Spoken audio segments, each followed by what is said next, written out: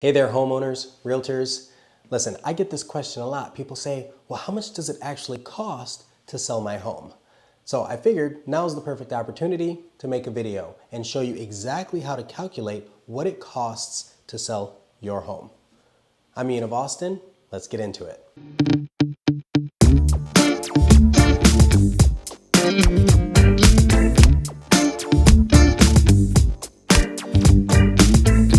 So before I actually show you how to calculate the costs, you have to know what those costs are.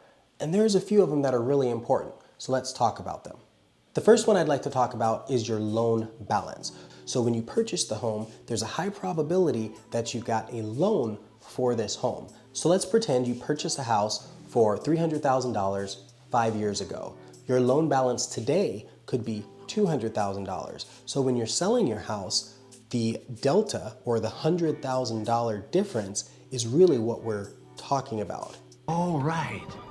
When your house is sold, you're getting what's left over. You're not getting 300, you're getting 100. But if it's paid off, then you get it all. The next thing that I think is really important to talk about is called a transfer tax. Now, Texas is one of only 13 states that does not, I repeat, does not have this transfer tax. So if you're in another state, chances are you're paying a tax every time your property is purchased or sold. And it could be hundreds or even thousands of dollars per transaction. Well, Texas, being Texas, they said, we're not doing that. So we don't pay any transfer tax for the sell or purchase of a property. There you go. Just another reason why I'm happy I moved from Chicago. Go Texas. The next thing I want to talk about is title insurance. Now, you're not required to pay for it as the seller. However, you owned the home, and the whole point of title insurance is to go back and make sure that you're able to sell the home. Everything is free and clear. Everybody who needed to be paid and researched and all of that has been figured out. All the history is clean. Now you can sell the property without worry. So let's use an example. Your Uncle Joe willed you a property when he passed. Now, they struck oil. And then one day he was shooting at some food, and up through the ground come a bubbling crude oil, that is. Then some lady named Meredith with the city comes back and says, well, that's our oil and therefore our money. But if you had title insurance that you paid for, they go back 100 years. So when Joe willed you this property, they have already checked that you own, or Joe owned, the mineral rights, so that now they have transferred correctly to you. You own them, you get paid. Some high percentage of purchases, I want to say above 90%, include a broker or realtor commission. Now, as with most things in life, you get exactly what you pay for. There are people that will try to sell the houses themselves, and then they realize how much work it actually is. And so when they meet with the realtor, they try to negotiate a lower commission split. The things they may not know is the total cost to market a property, and not just buying pictures, right, or doing videos. There's so many other things. There are taxes, there's the entire education, all the fees that it takes to be part of an association such as the National Association of Realtors. All of this saving the sellers time and money. An example is when I list a home for my clients, one of the additional values that I bring to them on top of everything else, I create listing videos, which I could sell as a service for thousands of dollars if I wanted to, but I include it as one of my value adds. And if you haven't seen one of those yet, I get thousands of views. So it really is worth it to the seller. And being that less than 9% of realtors are currently using video to market property, it increases exposure in all of the social media platforms and every other search algorithm. Okay, so with that explanation out of the way, it is illegal for me to tell you exactly how much the cost is. However, I can say that an average planned commission for you as a seller is anywhere between 4 and 10% in my market. It's always negotiable. And in fact, sometimes you see things that say 1% listing fees. That's almost never the case. They have little disclaimers or asterisks on their websites with all these conditions talking about, oh, no, it's only for this part, and you still have to be responsible for this or this fee. And it often ends up costing more than what they would have paid a realtor to begin with. So be careful who you hire. Do your research, but hire well. And if a company is fibbing about those costs or not being forthcoming, what kind of service do you think you're going to get? So when you're having a conversation with a realtor or broker in regards to negotiating their commission, let's use what you do for work as an example. Let's say you were a project manager at a tech company. If your boss came to you and said, I'm gonna need you to go ahead and come in tomorrow. oh, and by the way, this month, I'm only gonna pay you half. Don't worry though, because if you end up applying for a job at another company, I'll be sure to put in a good word for you. Right. There's also something called liens. People miss this a lot. Utility companies, HOAs, contractors who do work on your home, lawsuits that need to be paid, and they wait until you sell your house. If you ever got a home equity line of credit, all of these things can be liens on your home. You can talk to your realtor, leverage them. They can find out for you if there are any liens on your property when you go to sell so that you're not surprised with some additional cost. It's like throwing money down the toilet. Let's not forget about repairs. There's something called an option period. Well, in Texas for resale homes, and if you're selling your home, it is now a resale home. All sorts of things, leaks, cracks, what have you, roofs. I've got a story, crazy example. This home was built in early 2015. I was representing the sellers and a buyer came in and wanted to purchase the home. So we went on our option. Now, in 2015, there was a pretty heavy hailstorm. And so the buyer had asked, you know what, I think I'm gonna need a new roof. And we were like, there's no way at all. This house was built in 2015. Well, it was before that hailstorm. Needless to say, we sent one of my roofer buddies out to take a look. He takes a look and he's like, yeah, it's pretty badly hail damaged. I'm like, what? How bad is that? So now the roofer reaches out to the insurance company. They go back and forth. They end up getting the roof replaced at a small deductible to the seller, free to the buyer, and it's really a win-win. Brand new roof on an almost brand new house. Thing is, when these people are buying homes, especially if they're a first-time home buyer, they get an inspection report and it's a list of all these things. I swear, some inspectors get a rise out of creating more boxes to check. But really, they don't know any better, and so they think that every single thing needs to be addressed or fixed by you as the seller. So one good way to save money in the negotiations is to purchase a pre-listing inspection. So that way, when you list your home, you already know everything that's wrong with it. So when you receive offers, they don't have a leg to stand on.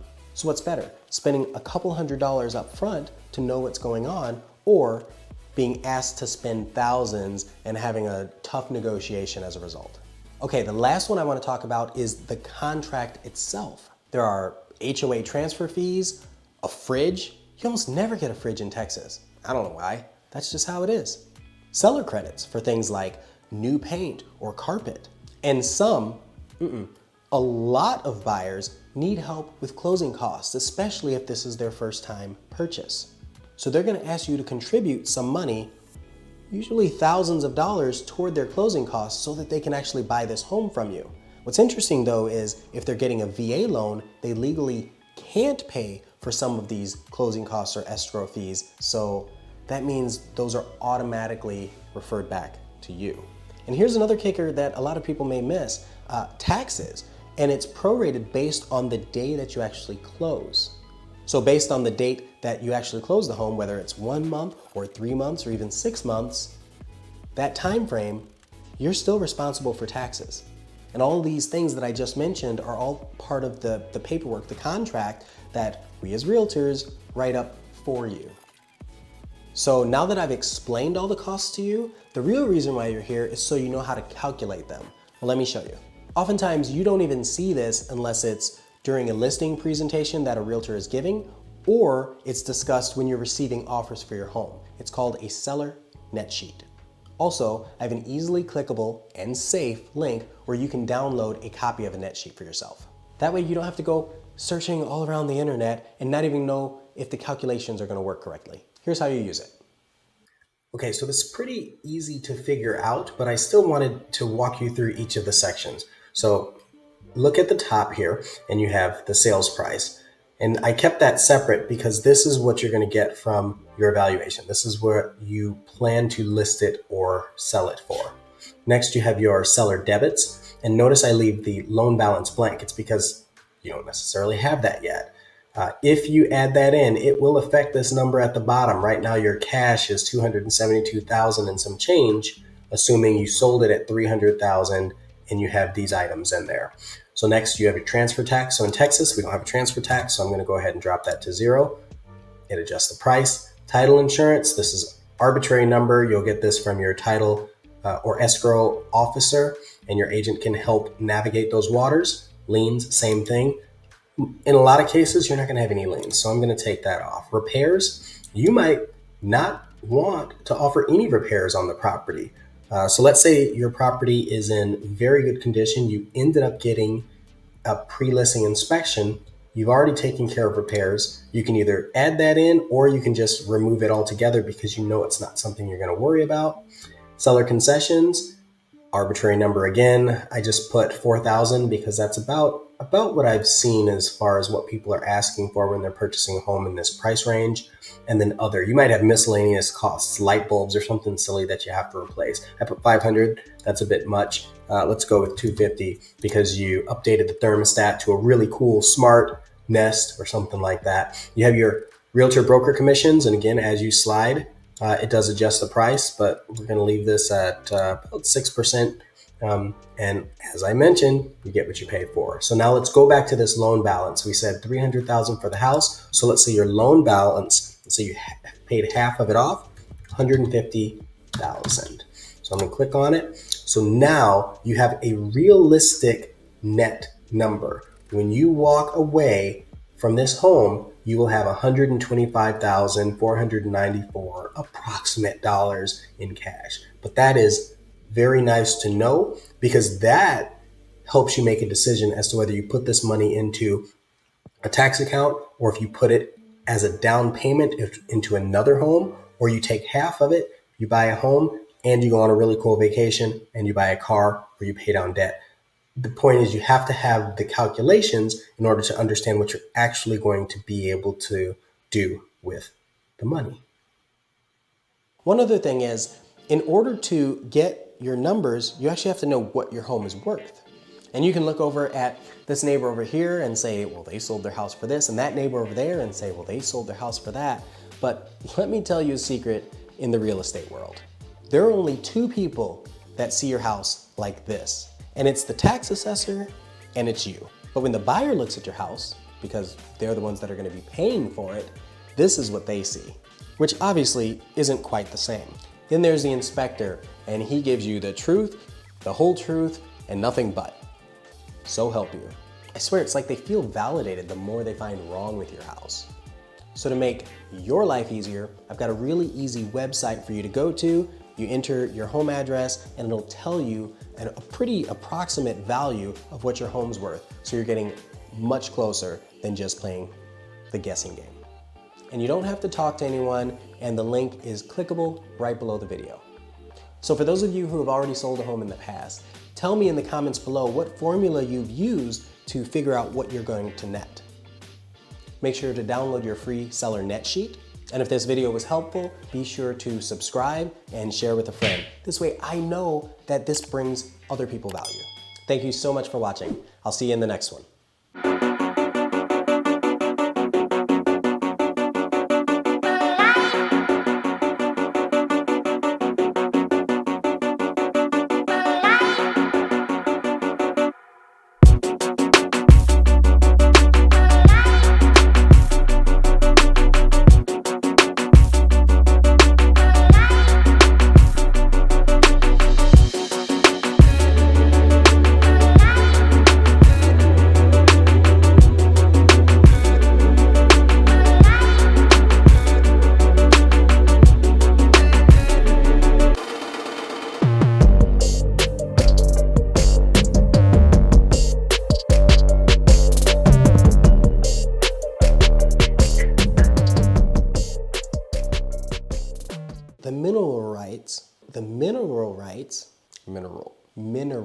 Mineral rights I don't know why I can't say that word. Mineral.